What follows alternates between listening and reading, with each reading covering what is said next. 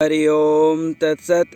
जीव के बंधन का मूल कारण जो है वह है अहंकार। ये अहंकार भी दो तरह का होता है। अपरा जो जड़ प्रकृति का धातु रूप अहंकार इसको कहते हैं। इसको अहम वृत्ति अर्थात वृत्ति रूप समष्टि अहंकार भी कहते हैं।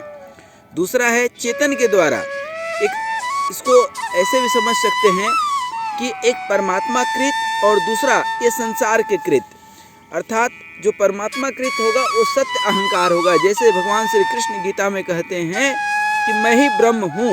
तो ये कृष्ण भगवान का जो अहंकार दिख रहा है वस्तुतः ये सांसारिक अहंकार नहीं है, ये प्रकृति प्रदत्त नहीं है, ये पुरुष अर्थात परमात्मा का जो है स्वाभिमान इसको बोल सकते हैं। और सांसारिक अहंकार जो है मैंने ये किया, मैंने वो किया, मेरे पास ये है वो है, ये सब सांसारिक अहंकार है। इसीलिए जो दूसरा अहंकार कह रहे हैं पूज्य राम सुखदास जी क्या कहते हैं, चेतन के द्वारा अपरा प्रकृति के साथ माने हुए संबंध से होने वाला तादात्म्य रूप अहंकार, इसको चिड़ ग्रंथि अर्थात ग्रंथि रूप व्यष्टि अहंकार भी कहते हैं। धातु रूप अहंकार में कोई दोष नहीं है, क्योंकि यह अहंकार मन बुद्धि इंद्रिया आदि की तरह एक करण ही है। इसलिए संपूर्ण दोष तादात्म्य स्वरूप अहंकार में अर्थात देहाभिमान में ही है। देहाभिमानिनी सर्वे दोषा प्रादुर्भवन्ति अर्थात जीवन मुक्त तत्वज्ञ भगवत प्रेमी महापुरुष में तादात्म्य रूप अहंकार का सर्वथा अभाव होता है। अतः उसके कहलाने वाले शरीर के द्वारा होने वाली संपूर्ण क्रियाएं धातु रूप अहंकार से ही होती है, परंतु जड़ प्रकृति के कार्य शरीर को अपना स्वरूप मान लेने के कारण मनुष्य अज्ञानवश अपने को उन क्रियाओं का कर्ता मान लेता है और बंध जाता है। अहंकार विमूढ़ात्मा कर्ता हमिति मन्यते, ये मैंने किया, ये मेरा घर, ये ऐसे वैसे, जहाँ मैं को शामिल कर लिया वहीं पर बंधन कर्म बंधन संसारिक बंधन में पड़ जाता है। तादात्म्य रूप अहंकार मैं हूँ से परिच्छिन्नता एक देशता एक देश की भाव आती है। परिच्छिन्नता आते ही इस अहंकार के कई भेद हो जाते हैं, जैसे वर्ण आश्रम शरीर अवस्था योग्यता संबंध व्यवसाय धर्म उपासना आदि को लेकर अहंकार के सैकड़ों हजारों भेद हो जाते हैं। जैसे वर्ण को लेकर मैं ब्राह्मण हूँ, मैं क्षत्रिय हूँ इत्यादि, आश्रम को लेकर मैं ब्रह्मचारी हूँ, मैं गृहस्थ हूँ आदि, शरीर को लेकर मैं पुरुष हूँ, मैं स्त्री हूँ, मैं मनुष्य हूँ, मैं देवता हूँ आदि, अवस्था को लेकर मैं बालक हूँ, मैं जवान हूँ आदि, योग्यता को लेकर मैं पढ़ा लिखा हूँ, मैं अनपढ़ हूँ, मैं समझदार हूँ आदि, संबंध को लेकर मैं पिता हूँ, माता हूँ, पुत्र हूँ इत्यादि, व्यवसाय को लेकर कि मैं अध्यापक हूँ, मैं व्यापारी हूँ। इसी तरह से धर्म को लेकर के भी हिंदू हूँ, मुसलमान हूँ, ईसाई हूँ इत्यादि। उपासना को लेकर के भी लोग अहंकार पाल लेते हैं, मैं निर्गुण उपासक हूँ, मैं सगुण उपासक हूँ, मैं राम का हूँ, मैं कृष्ण का हूँ। ये समझना भूल जाते हैं कि ये सब तत्व एक ही है, राम कृष्ण शिव सब एक हैं। इसी तरह से कई लोग भजन में भी कि मैं बहुत बड़ा भजनानंदी हूँ, मैं इतने दिनों से उपवास रखा हूँ, मैं जो है इतना तपस्या करता हूँ इत्यादि इत्यादि। ये सब के सब भेद अहम से ही तो हैं, तत्व में नहीं है। इन सब में मैं तो अनेक है, पर सत्ता यदि देखा जाए तो एक ही सत्ता है। कौन सी? यह तादात्म्य रूप अहंकार प्राणी मात्र में रहता है। अतः पशु पक्षियों में भी अपनी जाति का अहंकार रहना स्वाभाविक है, इसलिए वे अपनी जाति वालों के साथ ही रहते हैं और अपनी जाति में ही संतान उत्पन्न करते हैं।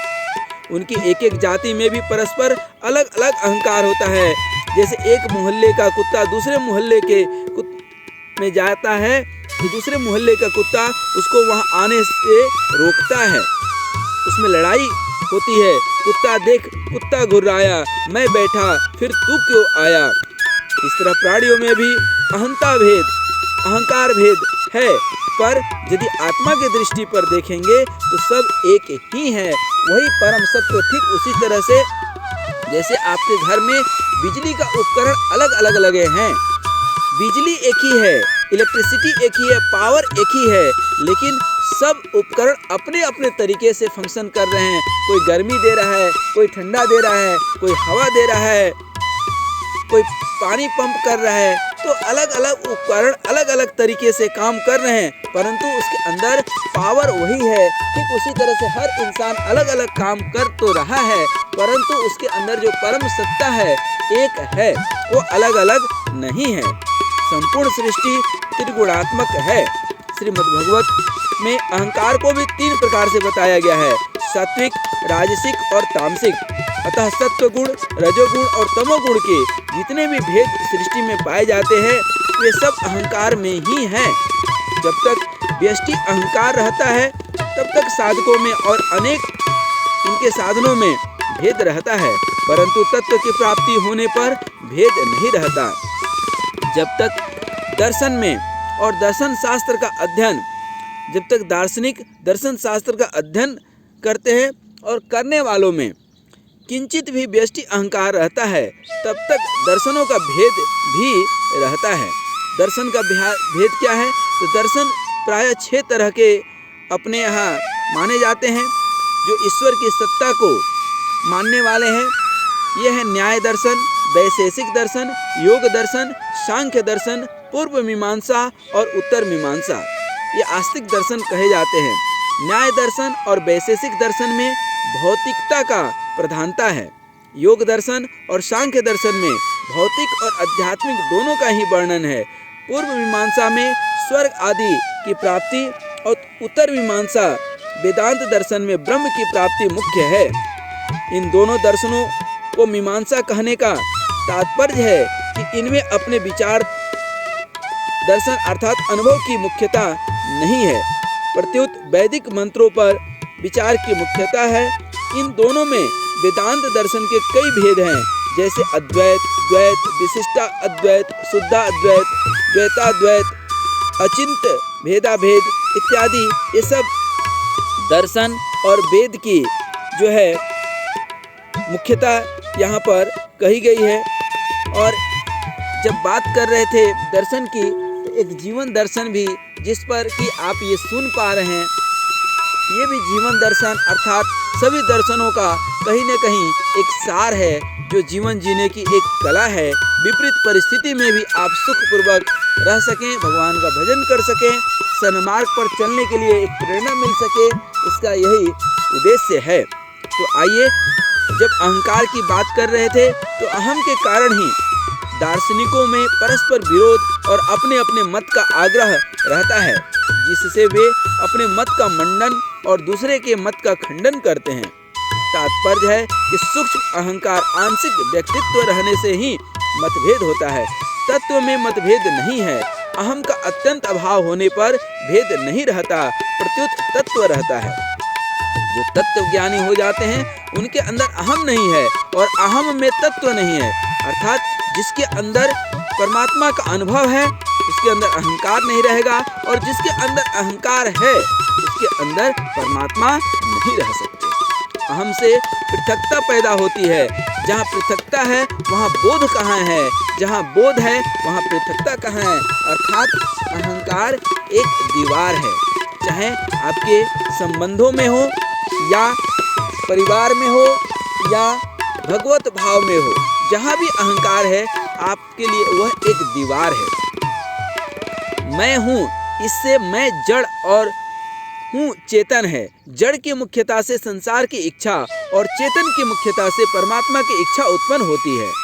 तात्पर्य है कि संसार की इच्छा मैं की प्रधानता और परमात्मा की इच्छा में हूँ की प्रधानता रहती है।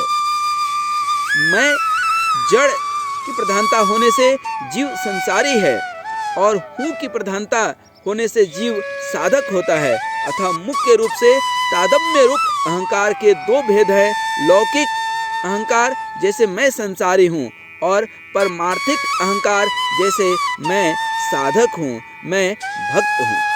अब आइए देखते हैं कि लौकिक अहंकार क्या है। जब मनुष्य का उद्देश्य असत भोग और संग्रह को प्राप्त करने का हो जाता है, तब उसमें मैं संसारी हूँ यह लौकिक अहंकार रहता है। ऐसा अहंकार दृढ़ होने पर मनुष्य निरंतर संसारी रहता है और संसारिक कार्य करते समय तो वह संसारी रहता ही है, साधन करते समय भी वह संसारी ही रहता है। इसलिए वह जो भी साधन करता है वह कामना को लेकर कामना पूर्ति के लिए ही करता है और वह साधन उसमें साधनपन का अभिमान बढ़ाने वाला होता है। अभिमान अहंकार ही स्थूल रूप है। जब मनुष्य में भोग भोगने और संग्रह करने की प्रवृत्ति अधिक हो जाती है तब उसमें स्वार्थ और अभिमान आ जाता है, जो कि आसुरी संपत्ति है।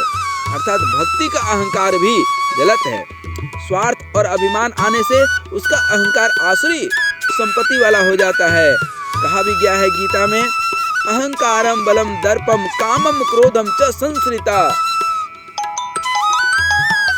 दंभ अहंकार संयुक्ता।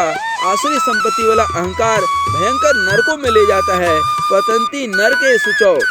अगर ऐसा माने कि ज्ञान होने पर आसुरी संपत्ति वाला अहंकार ही मिटता है, तादम्य रूप अहंकार नहीं मिटता, तो यह मान्यता ठीक नहीं है। कारण कि आसुरी संपत्ति वाला अहंकार मिटने से नरकों से तो रक्षा होती है पर मुक्ति नहीं होती। मुक्ति तो तादम्य रूप अहंकार मिटने से ही होती है। आसुरी संपत्ति वाला अहंकार तो तादम्य रूप अहंकार का ही स्थूल रूप है, जो जीव मात्र में रहता है। इसी तादम्य रूप अहंकार को लक्ष्य करके भगवान अर्जुन से कहते हैं, अथ चित्तम अहंकारान्य श्रोष्यसि विनङ्क्ष्यसि यद अहंकार माश्रित्य नो युत्स्य इति मन्यसे। अहंकार की उत्पत्ति अविद्या से होती है, अज्ञान से होती है। अविद्या, अस्मिता, राग, द्वेष, अभिनिवेशः, क्लेशः, ये पंच क्लेश हैं। पंच क्लेश कौन कौन से हैं? अविद्या, अस्मिता, राग, द्वेष और अभिनिवेश। अविद्या, क्षेत्र, मुतरेसा, ये भी जो 5 क्लेश हैं, इसमें 4 क्लेशों का कारण भी अविद्या ही है और अविद्या के ही कारण अहंकार भी व्यक्ति के अंदर आता है। ज्ञान होने पर अविद्या का नाश हो जाता है। जब अविद्या नहीं रहेगी तो फिर अविद्या से होने वाला अहंकार कैसे रहेगा? जिस ज्ञान से अविद्या न मिटे वह ज्ञान कैसा? वह तो सीखा हुआ ज्ञान है, अनुभव किया हुआ ज्ञान नहीं। ज्ञान एक होता है जो किताबी कीड़ा होता है, किताब पढ़ करके प्रवचन दे रहा है। एक होता है कि अपने अनुभव में, जैसे अभी मैं आपके साथ जो साझा कर रहा हूँ वह स्वामी पूज्य प्रातः स्मरणीय स्वामी राम सुखदास जी द्वारा कृत किताब का, पुस्तक का अध्ययन करके आपके समक्ष प्रस्तुत कर रहा हूँ। इसमें मेरा अपना अनुभव समाहित नहीं कर सकता हूँ। ये शुद्ध विशुद्ध स्वामी राम सुखदास जी का आपके समक्ष प्रस्तुत कर रहा हूँ। अब इसका चिंतन विचार आपको करना है। ठीक वही यहाँ पर कहा गया है कि किताबी ज्ञान कई बार अहंकार पैदा करता है, लेकिन जो अनुभव जन्य ज्ञान है वो अविद्या को मिटाता है, अहंकार को मिटाता है। अगर तादम्य रूप अहंकार नहीं मिटेगा तो जैसे बीज से वृक्ष पैदा हो जाता है, ऐसे ही प्राकृत पदार्थ, व्यक्ति, क्रिया, परिस्थिति, स्थान आदि का संग पाकर वह अहंकार भी आसुरी संपत्ति वाला हो जाएगा। गीता में जहाँ ज्ञान के साधनों का वर्णन हुआ है, वहीं भगवान ने जो है अहंकार से रहित होने की बात कहे हैं। अहंकार एवच, अर्थात जब साधक में भी यह अहंकार दूर हो सकता है तो फिर सिद्ध होने पर कैसे रहेगा? सिद्ध होने पर तो तादम्य रूप अहंकार का सर्वथा नाश हो जाता है। भगवान ने कर्म योग में निर्ममो नैर अहंकार से ऐसा कहते हैं कि जो निर्मम अर्थात निर्मल हृदय का हो जाता है उसके अंदर अहंकार खत्म हो जाता है। ज्ञान योग में भी अहंकार विमुच्य निर्ममः और भक्ति योग में भी निर्ममो निरअहंकार, अर्थात किसी भी तरह का ममता और अहंकार उसके अंदर नहीं रहता। अब लौकिक अहंकार के बाद आते हैं परमार्थिक अहंकार। जब मनुष्य का उद्देश्य केवल सत्य चिंतन, सत्य तत्व प्राप्त करने का हो जाता है, तब वह उसकी प्राप्ति के लिए मैं साधक हूँ इस परमार्थिक अहंकार को लेकर साधन करता है। मैं साधक हूँ यह अहंकार मुक्त करने वाला है। इस अभिमान जड़ जानी भोरे, मैं सेवक रघुपति पति मोरे। ये एक अभिमान होता है कि मैं कृष्ण का हूँ, मैं वासुदेव का हूँ। ये अहंकार कुछ हद तक फिर भी ठीक है। ये स्वाभिमान है, ये एक दासत्व है कि हम अपने प्रभु का दासत्व स्वीकार कर रहे हैं। अहम में बैठी हुई बात निरंतर रहती है, अतः मैं साधक हूँ ऐसा अहंकार दृढ़ होने पर साधक के द्वारा निरंतर साधन होता है। साधन करते समय तो वह साधक रहता ही है, संसारिक कार्य करते समय भी वह साधक ही रहता है। इसलिए वह जो भी संसारिक कार्य करता है वह अपने साधन के अनुरूप ही करता है। जैसे लोभी आदमी ऐसा कोई भी कार्य नहीं करता जिससे धन का नाश हो, ऐसा ही वह साधक अपने साधन से विरुद्ध कोई भी कार्य नहीं करता। साधक की साधना से और साधन की साध्य से एकता होती है। इसलिए जब तक साधक साधन में तल्लीन नहीं होता तब तक साधक परमात्मा तत्व की प्राप्ति नहीं होती। जब तक साधक में अहंकार रहता है तब तक वह साधन में तल्लीन नहीं होता। अहंकार मिटने पर साधक साधन में तल्लीन हो जाता है, अर्थात साधक नहीं रहता, प्रत्युत साधन मात्र रह जाता है। अर्थात वो भगवान का एक उपकरण हो जाता है। अब भगवान इसको जैसे चला लें, क्योंकि उपकरण में कुछ नहीं होता है तो पावर में। उपकरण कितना भी अच्छा हो, यंत्र कितना भी अच्छा हो, मशीन कितना भी अच्छा हो, लेकिन उसके अंदर बिजली नहीं जाएगी, पावर नहीं जाएगा तो किसी काम का नहीं है। ठीक उसी तरह से ये भगवान का भक्त भी उस पावर के आश्रित हो जाता है कि अब जैसे चलाना है चलाओ, मैं तो यंत्र हूँ, हे प्रभु मैं आपके हाथ का यंत्र हूँ, ये भाव आ जाता है। साधन मात्र रहते ही साधन साध्य में परिणत हो जाता है, अर्थात साध्य की प्राप्ति हो जाती है। एक होती है साधन, एक होता है साधना और तीसरा होता है साध्य। अब साध्य की प्राप्ति हो गई। साधन भेद से कर्म योग, ज्ञान योग और भक्ति योग, ये तीन भेद भी अहंकार के कारण ही होते हैं। साधक जो जो साधन में आगे बढ़ता है त्यों त्यों अहंकार मिटता जाता है, और जो जो अहंकार मिटता है त्यों त्यों कर्मयोग, ज्ञान योग और भक्ति योग का भेद भी मिटता जाता है। कर्मयोग में अहंकार के रहते हुए भी साधन किया जा सकता है, जो कर्मयोग सिद्ध होने पर मिट जाता है। ज्ञान योग में अहंकार ब्रह्म के साथ मिल जाता है, भक्ति योग में अहंकार भगवान के अर्पित हो जाता है। तात्पर्य है कि कर्म योग में अहम शुद्ध होता है, ज्ञान योग में अहम मिटता है और भक्ति योग में अहम बदलता है। अहम का शुद्ध होना, मिटना और बदलना, ये तीनों परिणाम में एक ही है। कर्म योग भौतिक साधना है, ज्ञान योग आध्यात्मिक साधना है और भक्ति योग आस्तिक साधना है। भौतिक साधना में अकर्म की मुख्यता रहती है, आध्यात्मिक साधना में आत्मा की मुख्यता रहती है और आस्तिक साधना में परमात्मा की मुख्यता रहती है। इसलिए कर्मयोगी संपूर्ण कर्मों में एक अकर्म को देखता है। कर्मण्य कर्म यह पश्येद कर्माणि च कर्म यह। ज्ञान योगी संपूर्ण प्राणियों में एक आत्मा को देखता है, सर्वभूत अस्मात्मानम सर्वभूतानि चात्मनि। और भक्ति योगी वे सब में एक परमात्मा को देखता है, अर्थात अनुभव करता है। यो माम पश्यति सर्वत्र सर्व च मयि पश्यति। अकर्म, आत्मा तथा परमात्मा तीनों तत्व से एक ही हैं, अतः अकर्म में आत्मा भी है और परमात्मा में भी है, आत्मा में अकर्म भी है और परमात्मा भी है, तथा परमात्मा में अकर्म भी है और आत्मा भी है। तात्पर्य है कि अहंकार के कारण अकर्म, आत्मा और परमात्मा ये तीनों भेद होते हैं।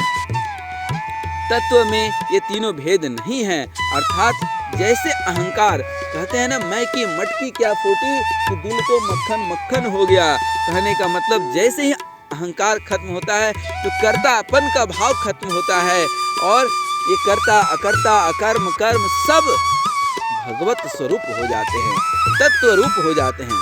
अकर्म का अनुभव करने से कर्मयोगी कृत्य हो जाता है, अर्थात उसके लिए कुछ करना शेष नहीं रहता। आत्मा का अनुभव करने से ज्ञान योगी ज्ञातव्य हो जाता है, अर्थात उसके लिए कुछ जानना शेष नहीं रहता। परमात्मा का अनुभव करने से भक्ति योगी प्राप्तव्य हो जाता है, अर्थात उसके लिए कुछ पाना शेष नहीं रहता। कृत्य होने से कर्मयोगी ज्ञातव्य और प्राप्तव्य भी हो जाता है।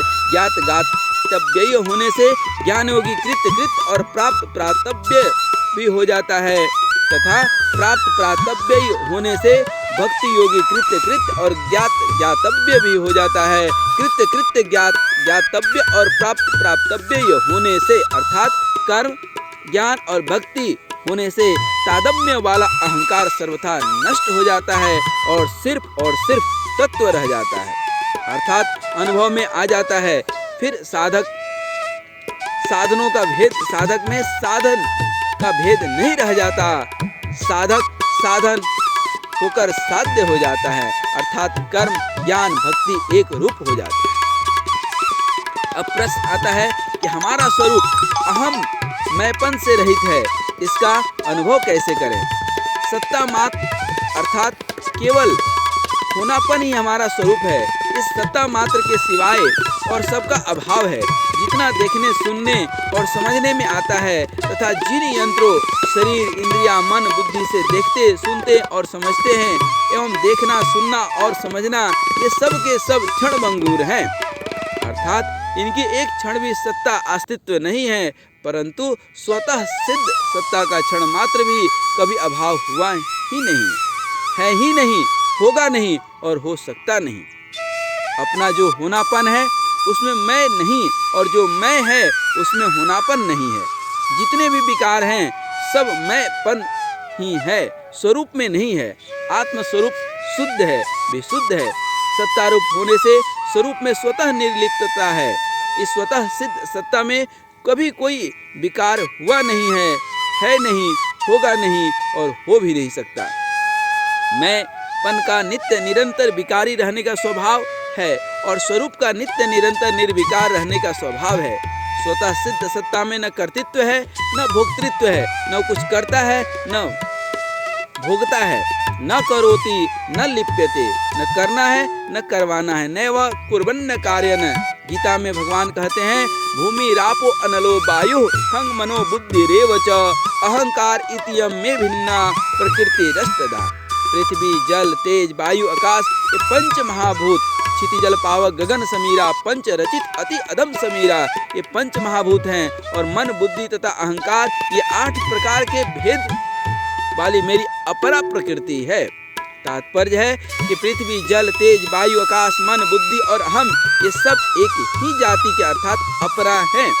अतः जिस जाति की पृथ्वी है उसी जाति का अहम मैंपन है, अर्थात मिट्टी के ढेले की तरह मैंपन भी जड़ और दृश्य है। जैसे पदार्थ दृश्य है ऐसे यह मैंपन भी दृश्य है, अर्थात पदार्थों की तरह यह मैंपन भी जानने में आने वाला है। हमारा स्वरूप अहम से अलग है। इसका लक्ष्य कराने के लिए एक बात कही जाती है।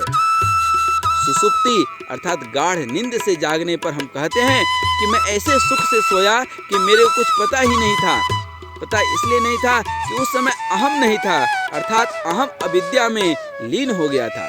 परंतु हम तो उस समय थे, अगर हम न होते तो कुछ भी पता नहीं था। इसका पता किसको लगता? जगने के बाद कैसे पता चला? कौन कहता है कि मेरे को कुछ भी पता नहीं था?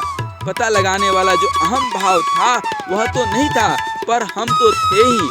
स्वरूप तो था, आत्मा तो थी। जैसे एक घर में कोई आदमी है, बाहर से कोई आवाज़ देता है कि क्या घर में अमुक आदमी है, तो वह घर के भीतर से कहता है कि घर में नहीं है। तो क्या घर में नहीं है? ऐसा बोलने वाला भी नहीं है। अर्थात घर में कोई नहीं होता तो कौन कहता कि वो घर में नहीं है? बोलने वाला तो है ही। इस तरह सुसुप्ति में मेरे को कुछ भी पता नहीं था, इसको जानने वाला तो था ही। तात्पर्य है कि सुसुप्ति में मैंपन तो नहीं रहता, पर अपना होनापन रहता है, अर्थात सुसुप्ति में मैंपन से रहित अपनी सत्ता सिद्ध होती है। हम मैंपन के भाव और अभाव दोनों को जानने वाले हैं। मैंपन का अभाव है, मैंपन का अभाव होता है, पर हमारा अभाव नहीं होता है। सब संसार मिट जाए तो भी हमारी सत्ता हमारी आत्म स्वरूप रहती है। हम सत्ता होनापन हमारा स्वरूप है, मैंपन हमारा स्वरूप नहीं है। अब वासुदेव सर्वम के 5वें अध्याय में प्रवेश करते हैं, जिसमें उद्देश्य की महत्ता। हरि ओम तत्सत।